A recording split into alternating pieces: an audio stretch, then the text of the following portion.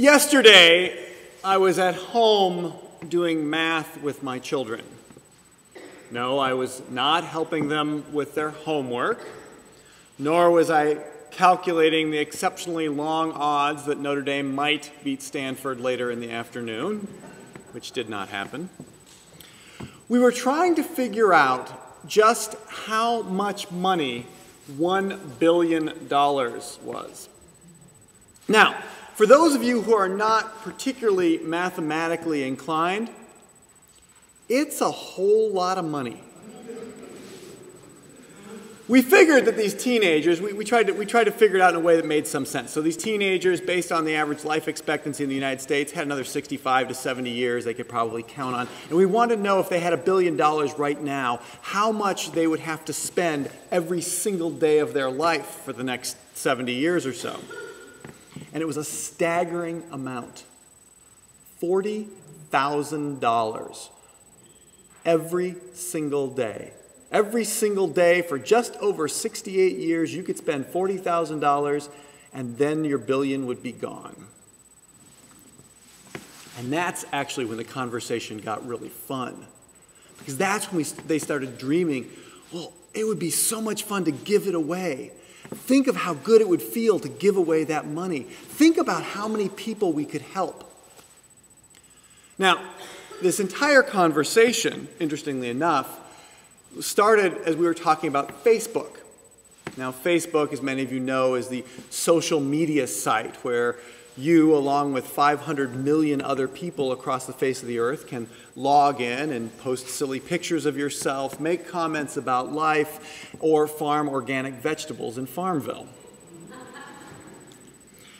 Now, the creator of this site is a 26-year-old man named Mark Zuckerberg, who's been all over the news this week because of his $100 million gift to the Newark City Public Schools.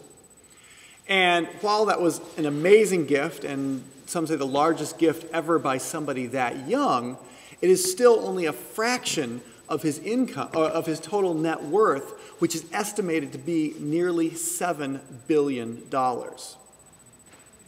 It was still really good to hear good news, and particularly good to hear good news about giving. But that wasn't the only article about giving that caught my attention this week. There was another article midweek in the New York Times about Warren Buffett and Bill Gates, who have both contributed nearly $30 billion of their own money into Gates' charitable foundation that does good work throughout the world. Now, Bill Gates and Warren Buffett were going to China, which China, with its burgeoning economy, is now churning out billionaires faster than cheap plastic toys. And they wanted to talk to the 50 richest people in China about giving their money in a similar way, trying to talk them into giving half of their vast acquired fortunes into their own charitable foundations. Because, as the kids and I found out, if you have $2 billion and give away $1 billion, you've still got quite a bit of money. It was then that I began to wonder if our newsmakers this week had stumbled upon these lessons that we just heard. These lessons that encourage us to be generous with wealth and to do good works. Because what we do have, what we accumulate here, does us absolutely no good when we die. The only use for wealth is generosity. Everything else is shallow. A pile of money in a bank vault helps no one. I really liked the lesson from 1 Timothy that Penny read this morning. It's one of the few in the New Testament that actually gives us hope if we have any amount of wealth. Remember, I mean, there are parables all over the New Testament. The wealthy people don't usually stand to do too well. What comes first to mind is it's harder for a rich person to get into heaven than to shove a camel through the eye of a needle. But I want to read that last paragraph of 1 Timothy again, just because it's got so many salient points. As for those who in the present age are rich, it says, command them not to be haughty, or to set their hopes on the uncertainty of riches, but rather on God, who richly provides us with everything for our enjoyment. They are to do good, to be rich in good works, generous and ready to share, thus storing up for themselves the treasure of a good foundation for the future, so that they may take hold of the life that really is life. Material riches are fleeting and uncertain. God provides everything, and we are called to be generous and to share. The same truths seem to carry through in the gospel. The rich man couldn't take any of the comforts of his life with him when he died. He missed the opportunity to be generous with this poor man who sat outside his gate day and night. And he could have helped that man and been no worse off in his life, probably better. And he certainly wouldn't be suffering the fate that we see him suffer in this gospel story.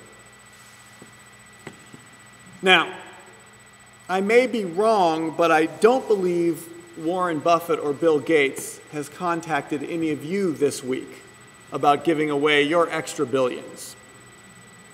And that's actually probably good news, because Buffett and Gates are looking for half of what you have. The Bible sets a different standard, asking for a tenth as a tithe. And while it would be nice to give away tens of thousands, it's wonderful to give away simply tens and simply a tenth. But we are so often stymied in our own giving by our perception of our limited wealth. We never think we have enough. We can all name 1,000 things that we wish we had and we wish we could afford. But that doesn't mean for a minute that we are not wealthy. We are among the wealthiest people in the world, and certainly in this congregation here, there are vast differences in affluence. But it doesn't mean that we can't start to think about giving.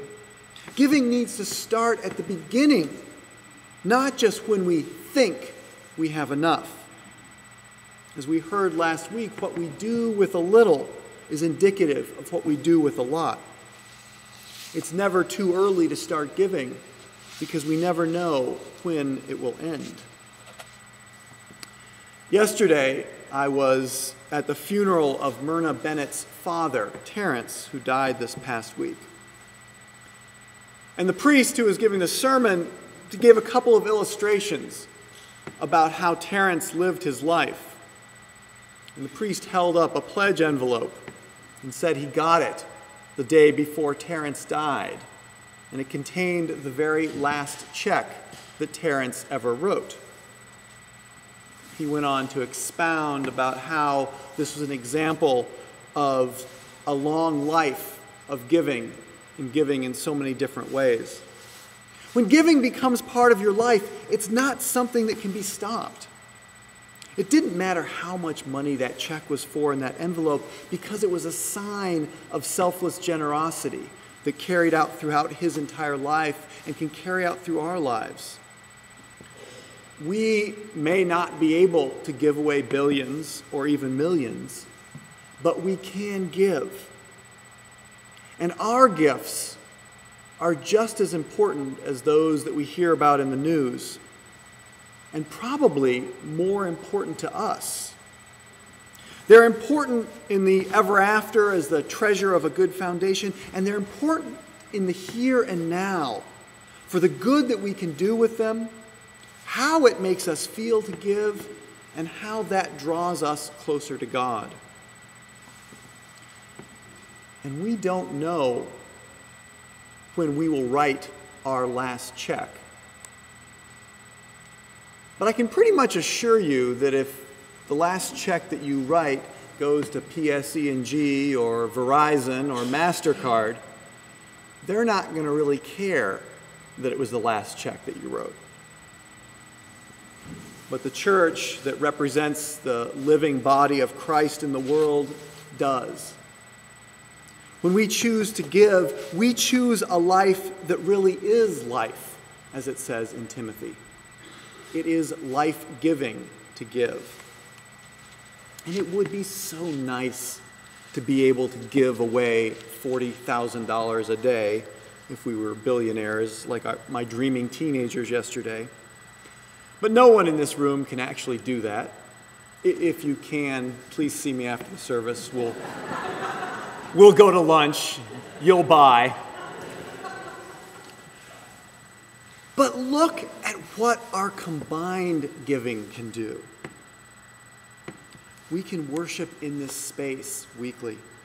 We can serve thousands of meals throughout the year. We can provide clothing to people who need it. We can teach our children. We can hear this beautiful music. We can feel Christ's love because we give. That is the life that is here and now, and it is the treasure of a good foundation. So we pledge. We fill out pledge cards as a commitment to a life of giving in the name of God. Just because when we fill out our pledge cards, we don't necessarily get to go on Oprah and have a press conference, but it's just as important. It's an important step in our journey with God. People who've made a commitment to God don't lower their pledges because God has let them down. They're actually much more likely to raise them because being generous and being ready to share has helped them see God's grace and abundance more clearly. Pledging to the church increases your commitment to God. And the more committed we are to seeing God, the more of God we will find. The rich man in the gospel died, and as the saying goes, couldn't take it with him. Neither can we.